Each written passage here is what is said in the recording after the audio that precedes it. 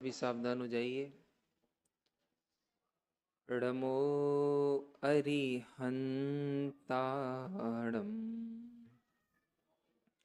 णमो सिद्धाणम, णमो आयिरियाणम, णमो उवच्छायाणम, णमो लोये सब साहूणम।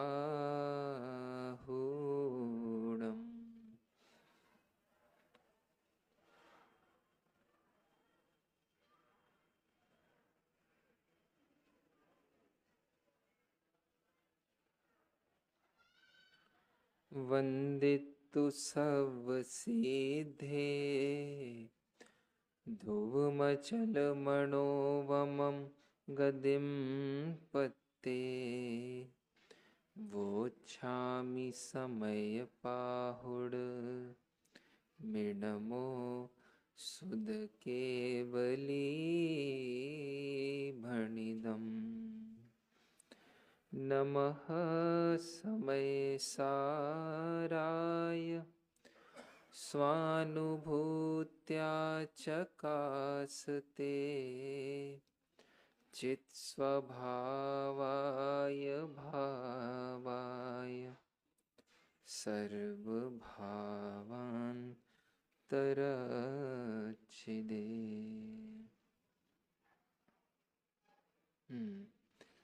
यह समय सार जी परमागम की 11 नंबर की गाथा है। इसके भावार्थ में जयचंद जी छाबड़ा 3 बिंदुओं के माध्यम से व्यवहार नय का जिनवाणी में क्या स्थान है, व्यवहार नय की क्या मजबूरियां हैं और व्यवहार नय का फल क्या है, इसकी चर्चा ले रहे हैं। मैं बस आपको 3 पंक्तियां 3 बिंदु पढ़ के आज की चर्चा आरंभ करेंगे। देखिए, आचार्य लिख रहे हैं, प्राणियों को भेद रूप व्यवहार का पक्ष तो अनादि काल से ही है। पहली बात, जीव को भेद रूप व्यवहार का पक्ष अनादि काल से ही है। दूसरा, इसका उपदेश सर्व प्राणी बहुधा परस्पर करते हैं। ठीक है, आप याद रख सकते हो, पक्ष अनादि से है और जब परस्पर में मिलते हैं तो इसका ही उपदेश करते हैं। ठीक। और तीसरा, जिनवाणी में व्यवहार का उपदेश शुद्ध नय का हस्तावलंबन जानकर बहुत किया है। ठीक। और सरल कर लेते हैं, अनादि से व्यवहार का पक्ष था, जिनसे मिले उन्होंने भी उसी का ही पोषण किया और जिनवाणी में भी व्यवहार की कुछ उपयोगिता जान के व्यवहार की काफी चर्चा आई। 3 बात याद हो गई होंगी आपको, हो गई कि नहीं हो गई? है ना, बोलो। जीव को व्यवहार का पक्ष कब से है? अनादि से है। जब परस्पर में मिलते तो काय की बातें करते हैं? व्यवहार की। और जिनवाणी में शुद्ध नय का सहायक जान के किसका उपदेश दिया है? ठीक है। अब अंतिम लाइन और आप याद कर लीजिए, किंतु उसका फल संसार ही है। क्या है इसका फल? बस अब अपन इसकी चर्चा आरंभ करते हैं।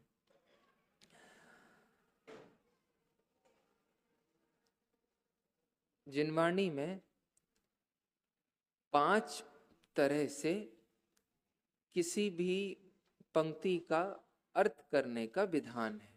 5 तरह से। सबसे पहला अर्थ है शब्दार्थ, फिर उसका अगला स्टेप होता है नयार्थ, अगला है मतार्थ, फिर होता है आगमार्थ और अंत में होता है भावार्थ। अभिनय फिर से याद कर रहे हैं। शब्दार्थ, पहले अपन शब्द का अर्थ समझते हैं। पहले क्या समझते हैं? शब्द का अर्थ। ठीक है। अब इसके बाद जिम्मेदारी का काम शुरू होता है। इसको कहते हैं नयार्थ। मैं आपसे बड़े पवित्र आशय से कह रहा हूं, आज उत्तम तप का दिन है। उत्तम तप का एक सबसे गंभीर रूप है स्वाध्याय, जो 10वें नंबर का तप है, जिससे उत्कृष्ट तप मात्र ध्यान है। ठीक है, स्वाध्याय जैसा महान तप, शुभम जी, मोदी भाई साहब, आज हम बहुत गैर जिम्मेदार होकर स्वाध्याय करते हैं। किसी की गलती नहीं है इसमें। हम जिनवाणी की एक एक पंक्ति को तौलते ही नहीं है। आप एक एक पंक्ति से ऐसे ऐसे विपर्यास लेके घर जाते हैं, आप पूरे समय उन विपर्यासों का दुख भोगते हैं। मतलब मैं बड़े ही, समझ लो, दिल की गहराई से कह रहा हूं, अभी हमें नयार्थ करना नहीं आता है। नयार्थ समझे आप? नयार्थ, किस बात को कितना वजन देना, कोई बात कही उसको क्या वजन देना, ये हमें वजन देना नहीं आता। जिसका वजन जिनवाणी में कुछ नहीं है, उसका वजन हम इतना दे देते, और जिसका वजन इतना ज्यादा है उसको हम वजन नहीं दे पाते। ताऊ जी, समझ में आ रहा है? जैसे आपसे कहें, देखो अभी सिद्ध चक्र विधान चल रहा है, सबको समय से आना चाहिए, स्वाध्याय में बैठना चाहिए। आपका विधान भव भव के अभाव का कारण है, ये इतनी सी प्रेरणा भरे, इसमें कोई दम नहीं है। और सबसे ज्यादा वजन किसमें देना?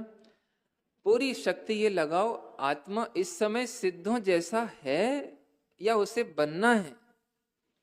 आत्मा का स्वरूप सिद्धों से कुछ कम भी है कि नहीं, पूरी ताकत इसमें लगानी चाहिए।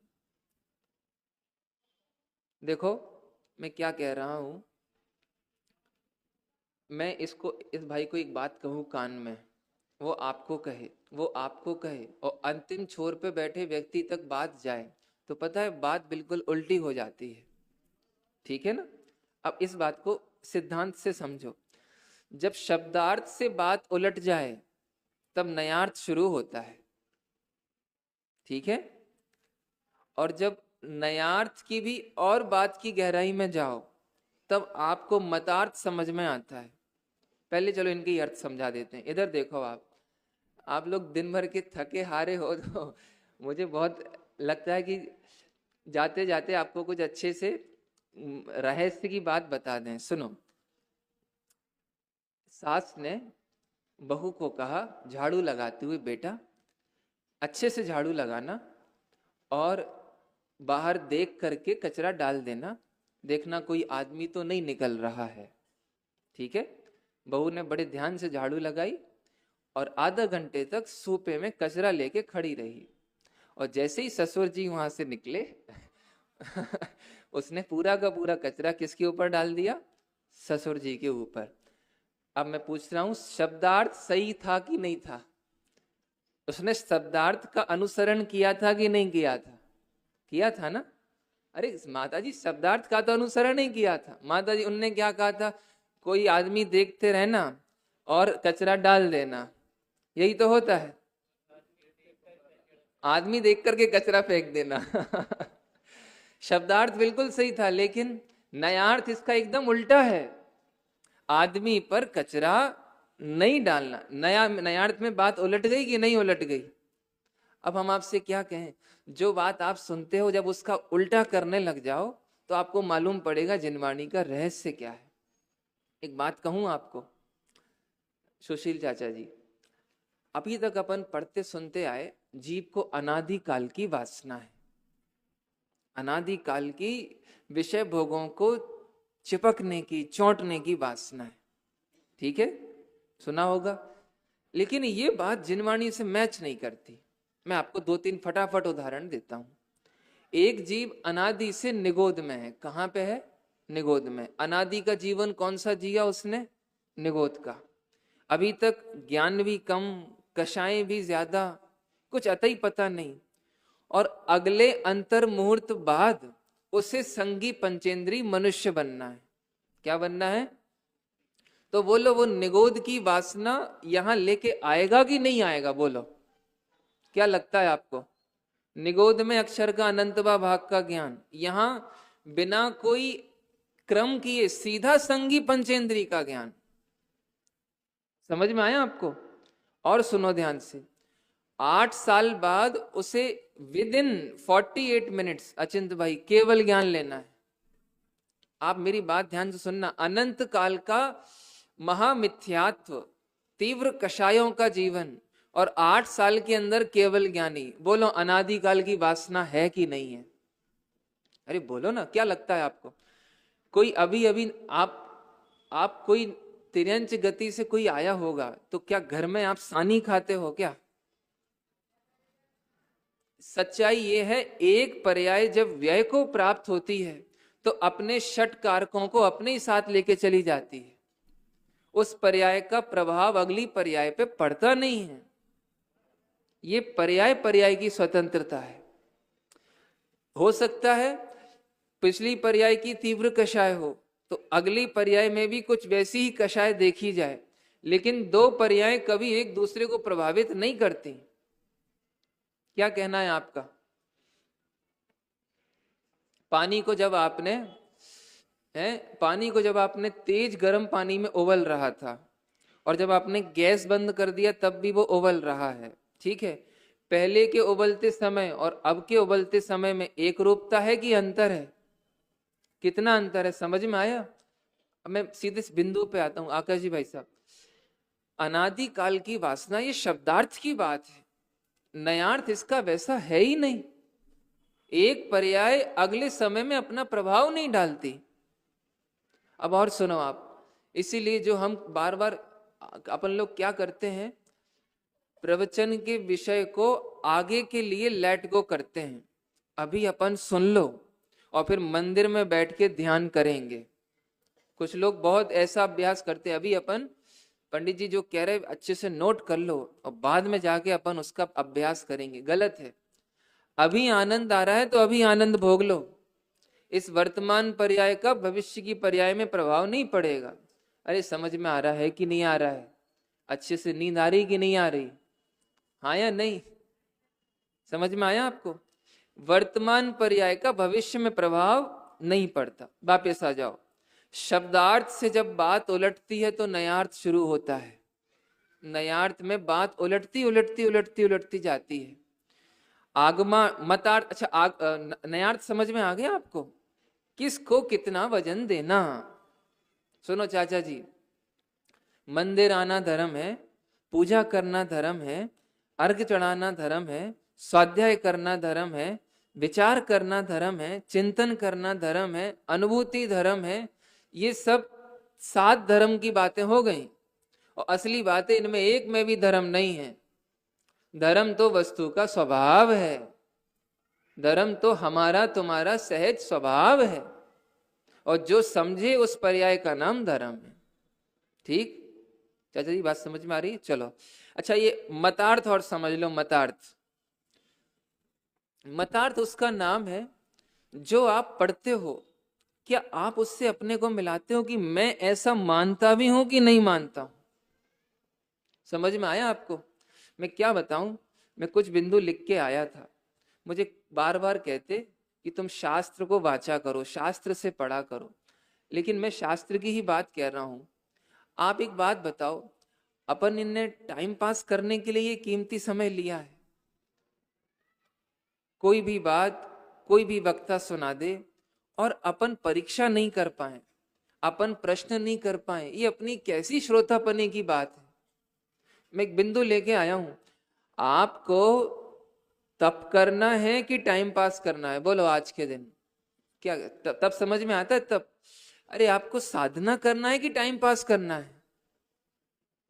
देखो मैं आपको बताता हूं, मेरा अनुभव है। हमने जयपुर में 5 साल भिड़ के पढ़ाई की सनी जी भाई साहब, ऐसी मतलब एक भी प्रकरण नहीं छोड़ा, अभी तक कंठस्थ हैं वो। लेकिन मैं आपको बताता हूं, हमारे जीवन से ईर्ष्या नहीं मिटी, हमारे जीवन से दीनता नहीं मिटी।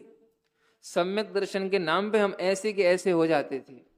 हमें लगता था हमें नहीं हो सकता सम्यक, हमें ब्रह्मचर्य वगैरह के नाम से घबराहट छूटती थी। अब जो स्वाध्याय हमारी आत्मा को कपकपी पैदा करे वो स्वाध्याय काय का है। और हमने गांव में स्वाध्याय भी किया। हमने पहली बार आए तो इष्टोपदेश का स्वाध्याय सुनाया था। तो स्वाध्याय सुनने के बाद एक माताजी बोली, जो कहां से निकले आओ। मतलब उन्हें लगा कि देखो क्या प्रवचन चल रहा है। हम प्रवचन से भी क्या परोस के आए, शैली, विषय, सिद्धांत। हम स्वपर में सिद्ध जैसी महिमा तो बता ही नहीं पाए। मैं आपसे सच कहता हूं, मैं आपको एक आचार्य कुंद की गाथा सुनाता हूं। जरा बहुत ध्यान दे के इस गाथा को सुनो। दादाजी, ये गाथा है, इस भांति कर परमार्थ से नास्ति इस व्यवहार, श्रमण जन प्राप्ति करें निर्वाण की। आपको साधना करना है पढ़ियार दाऊ, परमार्थ से व्यवहार की उपेक्षा करना सीखना चाहिए। व्यवहार की उपेक्षा नहीं कह रहा हूं, परमार्थ से व्यवहार की उपेक्षा। स्वाध्याय कर, पता है आपको मैं स्वाध्याय के ज्यादा पक्ष में क्यों नहीं हूं अभिनय जी भाई साहब। इस स्वाध्याय के मुझे एक पंक्ति शास्त्रों से ज्यादा तत्व निर्णय का विश्वास दिलाने को कहती है। सुनो आप, एक सिद्धांत है जिनवाणी का, गेयों से ज्ञान नहीं होता। क्या सिद्धांत है? गेयों से ज्ञान नहीं होता। सुनो जरा ध्यान से, इसका मतलब पता क्या है? शास्त्र पढ़ने बैठो, पूरी जिम्मेदारी से बैठो। शास्त्रों से कुछ समझ में नहीं आएगा। आप शास्त्रों से शब्द सीख सकते हैं, भाव नहीं सीख सकते। सच कह रहा हूं, मुझे ऐसा लगता है मैं आपको मेरे पास बैठाल के बताऊं सम्यक दर्शन का असली भाव क्या है, सिद्ध होने का असली मतलब क्या है। आप जिसे मोक्ष समझ रहे हो वो मोक्ष के नाम पे एक वहम है, असली मोक्ष कुछ और है। केवल ज्ञान की महिमा जिनवाणी का बताना प्रयोजन नहीं है। जिनवाणी को तो केवल ज्ञान के इशारे से आपको स्वभाव की महिमा बताना है। आप लोग हो सके तो आचार्य के छिपे अभिप्राय को जिम्मेदारी से पढ़ोगे, जरूर समझ में आएगा। पता है, आप लोगों से मैं कहता हूं, जरा एक बार स्वामी जी का स्मरण करो।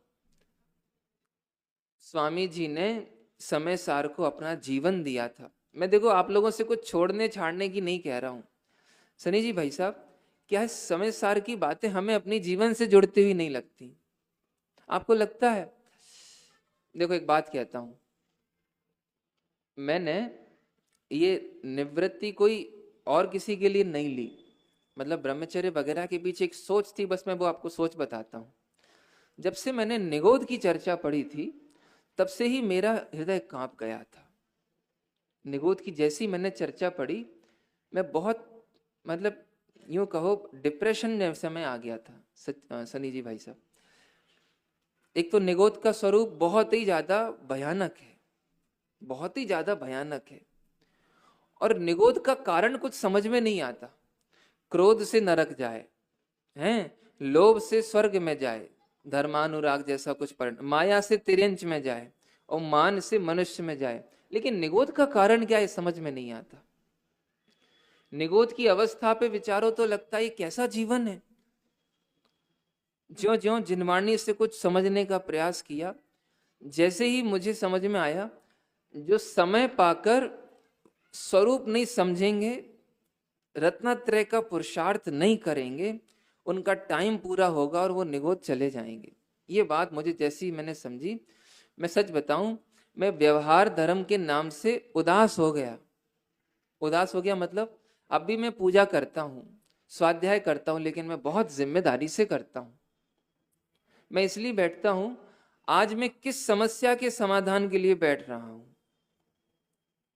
सच कह रहा हूं आप लोगों से, बिल्कुल खाना पूर्ति नहीं करो।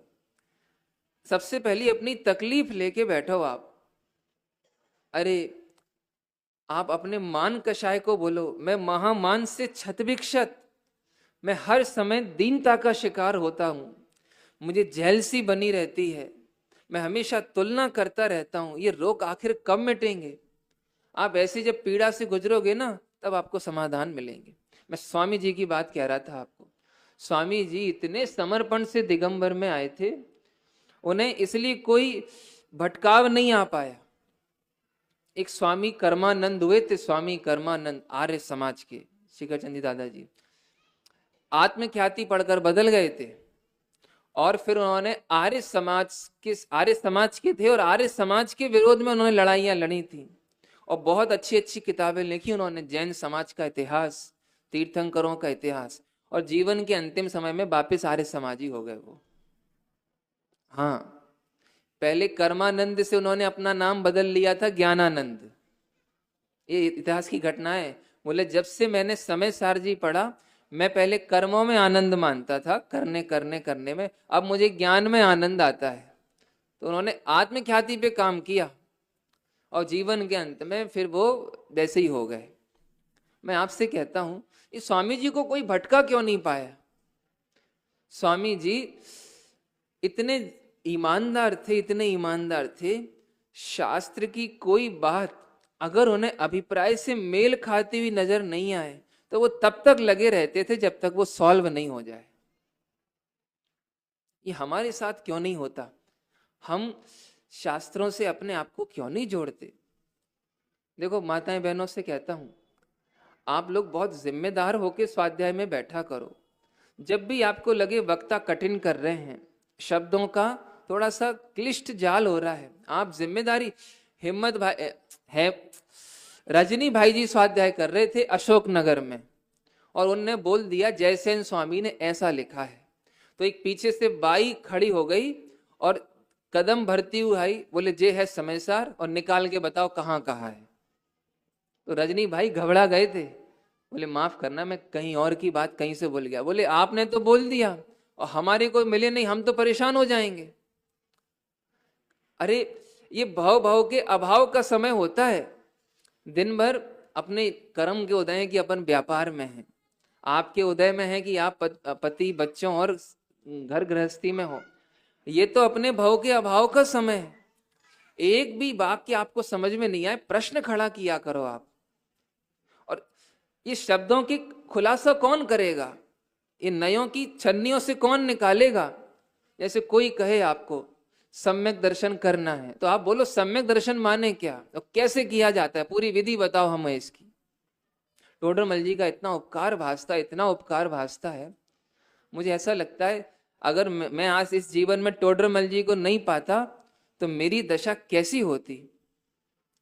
मैंने प्रवचनों को सुन सुन के जो भ्रामक जीवन जी रहा था, मुझे टोडरमल जी साहब ने बिल्कुल रिलैक्स कर दिया। देखो मैं 2-3 बातें बताता हूं आपको। सचिन चाचा जी, अपन ने एक बात बार बार सुनी है, ज्ञान ज्ञान में प्रतिष्ठित हो जाता है। सुना है आपने कि नहीं सुना? सुना है। तब तक भेद ज्ञान भाते रहो कि ज्ञान ज्ञान में प्रतिष्ठित हो जाए, तब तक केवल ज्ञान ना हो। मैं ये समझता था आत्मा में जम जाना है, लीन हो जाना है, स्थिर हो जाना है, उपयोग पर की ओर जाए ही नहीं, मात्र ज्ञायक ज्ञायक ज्ञायक, एक ज्ञायक की धुन, बस यही समझ के बैठा था। और टोडरमल जी साहब ने कहा ये उसका अर्थ ही नहीं है। अगर किसी को ध्यान में हो तो पढ़ना जाके घर पे, ज्ञान ज्ञान में प्रतिष्ठित होने का क्या मतलब है पता है भाई साहब, विकास जी भाई साहब, इतना सरल कर दिया। ज्ञान ज्ञेयों से अप्रभावी भासता है और ज्ञेय में ज्ञान का कोई कर्तृत्व तो नहीं लगता। ज्ञान ज्ञान रूप लगता है, ज्ञेय ज्ञेय रूप लगते हैं। ये ज्ञान ज्ञान में प्रतिष्ठित होना है। अब बताओ इसमें कहां आ गया आत्मा में बैठ जाओ, स्थिर हो जाओ। पढ़ना आप 7वां अध्याय निश्चयाभासी का प्रकरण, और निर्विचार होने का नाम निर्विकल्प नहीं है, ये उसमें एक बात आई है। मतलब अभी हम एक शिविर लगा रहे, कहां पे, आरोन में, मोक्ष मार्ग सरल है, ये शिविर लगा रहे हैं हम। सम्यक दर्शन सरल है अभिनय जी, मुनि जीवन सरल है, व्रती होना सरल है, निगोद जाना कठिन है। समझ में आया आपको? वापिस मैं आपको ऐसा लगता, अभी समय सार जी की गोष्ठी हो रही है भाई साहब, और गोष्ठी में पता है क्या हो रहा है, वही गिने चुने विषय, ज्ञानी के भोग, निर्जरा के कारण है, जिस पे अपन हजारों बार सुन चुके, बोल चुके। समय सार की उन बातों को अपन क्यों नहीं ला रहे सामने जिससे हमारे समाधान छिपे हुए हैं। स्वामी जी कैसे नाचते थे, अरे दो द्रव्य एक दूसरे को छूते नहीं, नाचो। तुम्हें कर्मों ने छुआ नहीं, तुम्हें घर गृहस्थी अड़ती नहीं है, स्त्री पुरुष का शरीर तुम छूते नहीं हो। ये दो द्रव्यों की स्वतंत्रता पे कब रीझोगे आप? वापिस आ जाओ। मैं आपको बात चला रहा था, शब्दार्थ हो गया, नयार्थ हो गया, मतार्थ। मत, आपका मत क्या है जो आप सुन रहे हो, पढ़ रहे हो? मत मिल भी रहा है कि नहीं मिल रहा है? अगर आपको समझ में आए तो मतार्थ अपना बदलो आप, ठीक है। अब मैं आज के बाद कभी किसी को ऐसा नहीं मानूंगा जैसे मैं मान रहा था। सरेंद्र भैया समझ में आया? रोज मतार्थ बदलना चाहिए। अभिनय समझ में आया? अपना स्वाध्याय का स्तर बढ़ना चाहिए। हमें अभी भी ऐसा लगता है हम अभी भी स्वाध्याय के बहुत निचले पायदान पे खड़े हैं। सनी जी, पता है स्वाध्याय के कितने अंग होते हैं? सुनो, स्वाध्याय का सबसे पहला अंग होता है वांचना। स्वाध्याय का अगला अंग होता है जो पढ़ा है उसके भाव में जाना। उस समय शब्द नहीं पढ़ने में आते, उस समय भाव दिखता है। अचिंत पता है, जब तक शब्द रहते हैं तब तक भाव भाषित नहीं होता, और जैसे ही भाव भासते हैं उस समय शब्द खत्म हो जाते हैं। इस पे बहुत ध्यान देना आप। श्रुति ज्ञान में तब तक ही शब्द रहते हैं जब तक मति ज्ञान में समझ नहीं बनती है, और जहां शब्द खत्म हुए समझ अपने आप बन जाती है। मैं देखो आपको बताता हूं क्यों। पहले आपको जब पंडित ने बोला था आज से आप पति पत्नी हो, तो जब पति पत्नी शब्द सुना था, कोई पूछे ये कौन है, तुम्हारे पति हैं, कई बार पूछे तो बोलना पड़ता था ये पति हैं।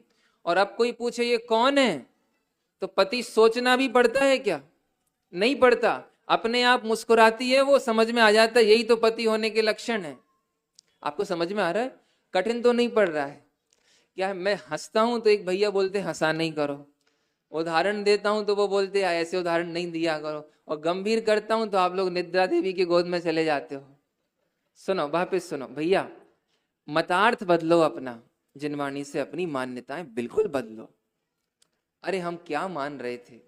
श्रीमद जी ने, चाचा जी एक छंद लिखा है, मार्ग सांचा मिल गया, दूर हुआ संदेह,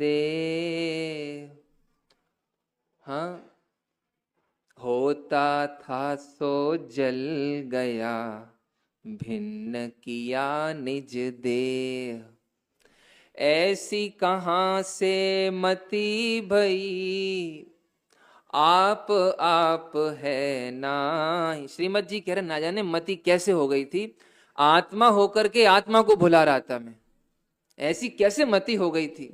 और समर समर अब हंसत हैं, अब नहीं भूलेंगे फिर।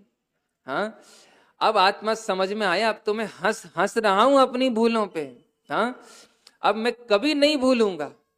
ठीक है, चलो वापिस आ जाओ। शब्दार्थ, नयार्थ, मतार्थ, आगमार्थ। आगमार्थ माने जिनवाणी से मैच नहीं करना। आगमार्थ मतलब होता है जीवन में चार अनियोगों का प्रकट होना। बोलो क्या कहा? अरे बोलो जल्दी। जीवन में अगर आपको कुछ समझ में आया तो प्रथमानियोग का कुछ आदर्श जीवन में आएगा, चरणानियोग का कुछ ना कुछ अंश जीवन में आएगा, कर्णानियोग का कुछ अंश आएगा। जैसे उदाहरण देता हूं, चलो खनिया धाना में शायद नगर पालिका का चुनाव होता है, तो फिर नगर पालिका का क्या बनते हैं? अध्यक्ष। ठीक है, छोड़ो, अपने यहां से कोई पार्षद बनने वाला हो, राजा का भाई नमन, सही नाम है ना, नमन, चलो इस बार आपको पार्षद बनना है। ठीक, अब देखो अभी तक सूचना नहीं थी, और समझ लो 1 महीने बाद चुनाव होने वाले हैं, तुम पक्के उम्मीदवार हो। ठीक है, और तुम्हें अपने वार्ड नंबर, हाँ उसके 8 या 6 के तुम्हें पार्षद बनना है। वार्ड के ही बनते हैं ना पार्षद। अब आप देखना, जैसे इन्हें सूचना मिलेगी कल से इनकी वेशभूषा बदल जाएगी। हाँ, और कल से ये मिलेंगे, अभी तक हमारी जय जिनेन्द्र नहीं हुई आपस में, कल से मिलेंगे भाई साहब जय जिनेन्द्र। मैं कहूँगा हाँ जय जिनेन्द्र, बात क्या है? देखो भैया, एक समय की पर्याय में किससे गलतियां नहीं होती। हो सकता है पहले हमारी कोई भूलें रह गई हों, आप उन सबको गौण करना, अपना वोट हमें ही देना। एक पार्षद बनने के नाम पे, अरे एक सीधी सीधी घटना है, जब प्रधानमंत्री नरेंद्र मोदी बने थे ना, उस समय चाय वालों के मन चित्त में एक बहुत प्रसन्नता थी। उन्हें लग रहा था आज एक चाय वाला देश संभाल रहा है। मैं ये कह रहा हूं, एक जिनवाणी की, हम एक बात कहते, पता है हमें परमार्थ बोलने से बार बार इसलिए रोका जाता है कि स्वच्छंदी हो जाएंगे, संस्कृति बिगड़ जाएगी, वैसे ही तो लोग स्वाध्याय नहीं सुनते। मैं ये कह रहा हूं, अगर ईमानदारी से परमार्थ समझो तभी स्वच्छंदता मिटती है। सच्ची बात कह रहा हूं। अगर मेरे से कहो मैं आपको 1 घंटा पढ़ाऊं, आपको स्वच्छंदता उसका नाम है जो अभी आप दुख भोग रहे हो। क्यों? हंसता हुआ चेहरा और अंतर में दुख, ये धर्म है क्या? स्वच्छंदता तो तब मिटती है जब आपको लगे अरे मैं आत्मा हूं, अभी तक भूला हुआ था, आज मुझे समझने का मौका मिला है। चलो आगे आओ। शब्दार्थ, नयार्थ, मतार्थ, आगमार्थ और भावार्थ। समय हो रहा है अपना। भावार्थ सुनो आप।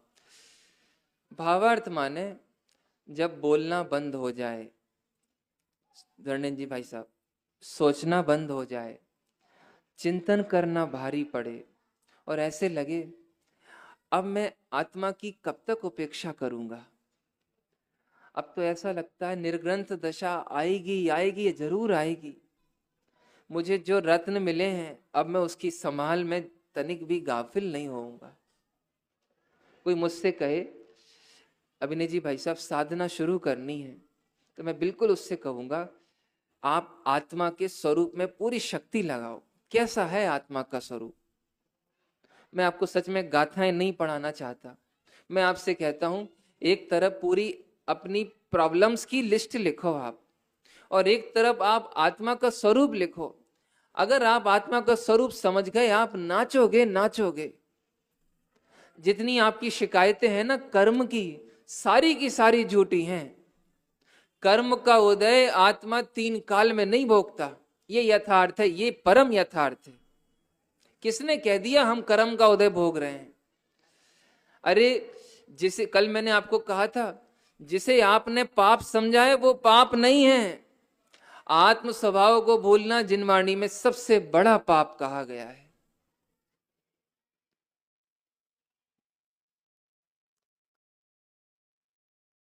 चलो मैं आपको 2-3 बातें कहता हूं, ठीक है?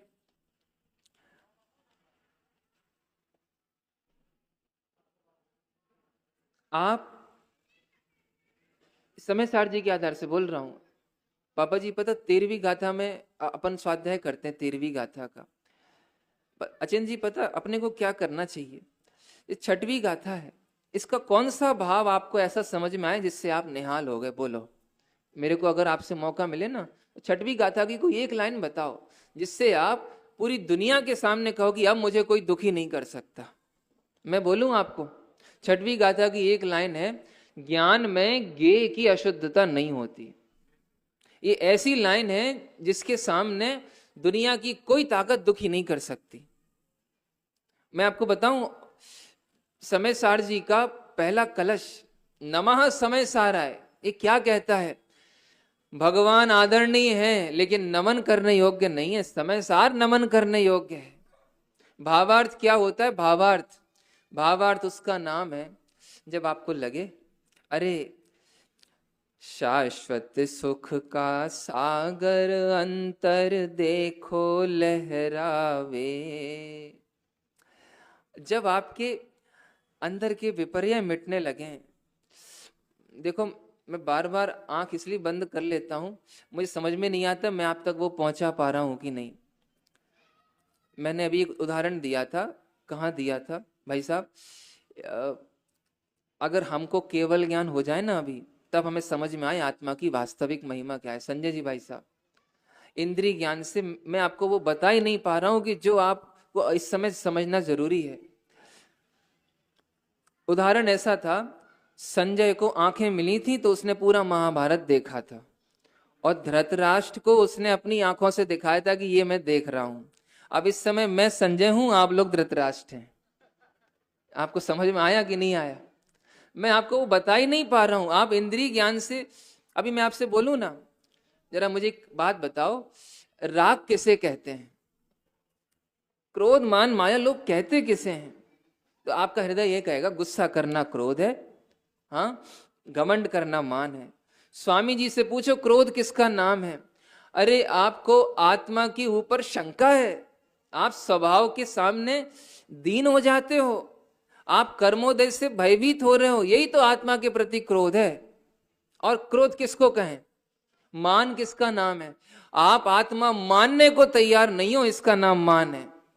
माया किसका नाम है? आप आत्मा को समझने में बहाने बनाते हो, इसका नाम माया है। और लोभ किसका नाम है? आत्मा को, आपको आत्मा के अतिरिक्त अभी भी अन्य कुछ अच्छा लग रहा है। आपको प्रवचन सुनना जरूरी है, आपको पूजा पाठ जरूरी है, लेकिन चैतन्य प्राण आपको बिल्कुल होश नहीं है। स्वामी जी ऐसे व्याख्या करते थे। चलो मैं आपसे कह रहा हूं, साधक का जीवन जियो, समय बिल्कुल पास नहीं करो। आप लोग इतने पवित्र जीव हो, देखो अपने जीवन में कोई पापाचार नहीं, अपन तत्व के लिए आते हैं, तत्व के लिए जुड़ते हैं, और आज भी अपन तत्व के नाम पे ब्रह्म ही रह जाएं, अपन उन गुत्थियों को नहीं सुलझा पाए। क्या बताएं निमिष, पता अभिनय जी भाई साहब, एक अंतिम वाकया सुनाता हूं, मेरे पास 1 मिनट है। राजेंद्र पंडित जी साहब ने बड़े पंडित जी साहब को पूछा, ये आप बिना तैयारी के आते हो और ऐसा बोलते हो कि हम जीवन भर भी तैयारी करें तो ना बोल पाए, ये आप लाते कहां से हो? बहुत अच्छी बात है, और आप लोग जीवन में गांठ बांध लेना। बोले मैं वीतराग और विज्ञानता के लिए बैठता हूं, मैं आप लोगों को सुनाने नहीं बैठता। ये बहुत गंभीर बात मुझे तब से अभी तक याद में है। आपने शास्त्र पढ़ के वीतरागता, वीतरागता माने समझे आप? वीतरागता मतलब है जगत से उदास और स्वरूप में बास। बोलो जरा एक बार, क्या कहा?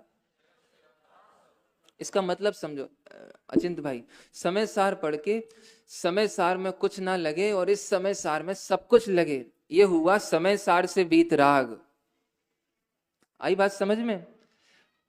पंच बालियती भगवान की पूजा करो और आपको लगे पंच बालियती की पूजा में वो आनंद नहीं है जो स्वरूप में आनंद है, ये हुआ वीतराग और ये हुआ विज्ञान। स्वाध्याय सुन के आपको लगे आज के बाद स्वाध्याय ना भी सुनूं तो भी मेरा काम रुकने वाला नहीं है, अब आप स्वाध्याय से हुए उदास और स्वरूप में हुआ आपका वास। मैं क्या कर, निमित्त पादान से वैराग्य आना चाहिए, पढ़ने से काम नहीं होगा, आत्मा में काम, आत्मा सर्वस्व है। आयोजनों में वो आनंद नहीं है जो एकाकी आत्मा के अनुभव में है। सभी देखो, मेरा वश चलता ना तो एक एक के कान पकड़ पकड़ के आपको आत्मा के समीप ले जाता, लेकिन वो व्यवस्था नहीं है। पूरी शक्ति, कल मैंने आपको इंद्रिय ज्ञान अतीन्द्रिय ज्ञान की बात कही थी, आज मैंने निश्चय व्यवहार से कहा इंद्रिय ज्ञान को निषेधने में और अतीन्द्रिय ज्ञान की स्थापना में सत्य लगाओ। जब जब आपको लगे करता है करता है करता है, उसी समय निर्णय करो कैसे हो सकते हैं करता। जब जब आपको लगे मुझ में कमियां हैं, मुझे पूरा करना है, उसी समय निर्णय करो कहां है कमी। शक्कर में कमी नहीं, चावल के दाने में कमी नहीं, गेहूं के दाने में कमी नहीं, और आत्मा में कमियां हो जाएंगी, कहां से निकाल के लाई। और रही बात पर्याय की, सुनो, स्वभाव के अमने जी भाई साहब, पर्याय का निर्णय स्वभाव को भुला करके नहीं होता। स्वभाव को भुला करके पर्याय का निर्णय, पर्याय मूर्ता बन जाता है, पता है आपको? पर्याय का निर्णय माने मुझ में कमियां हैं, तब आप कह पाओगे मैं हूं द्रव्य दृष्टि से अति पवित्र, तब कहोगे परिणति ही मात्र अपावन है। पर्याय बोलने का अधिकार बिना स्वभाव को जाने नहीं होता। सभी आत्मार्थी बंधु, आप बड़ी दुर्लभतम क्षणों में यहां आए हो, मनुष्य भाव बड़ी दुर्लभता से मिला है।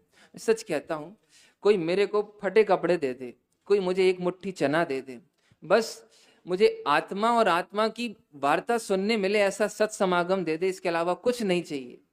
जो आत्मा के अनुभव में और आत्मा की चर्चा के सुनने में आनंद आता है, वो इन फालतू बातों में आता ही नहीं है। सभी आत्मा के निर्णय में अपने जीवन का समय दें और आत्मा के निर्णय से जीवन को सार्थक करें। इसके अतिरिक्त कुछ कहने का भाव नहीं है। ओम नमः।